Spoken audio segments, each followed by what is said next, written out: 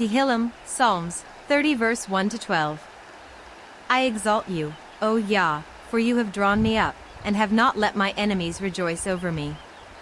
Yah my Elohim, I have cried to you, and you have healed me. Yah, you brought me up from Sheol, you have kept me alive, from going down into the pit. Sing praise to Yah, you lovingly committed ones of his, and give thanks at the remembrance of his set-apartness.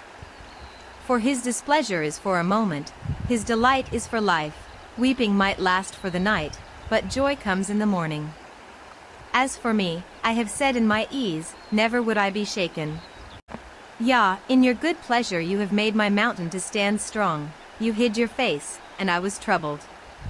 I cried out to you, O Yah, and to Yah I prayed. What gain is there in my blood, when I go down to the pit? Would dust praise you? Would it declare your truth?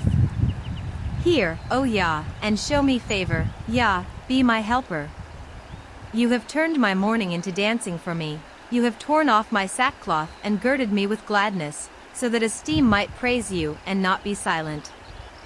O Yah my Elohim, I thank you forever.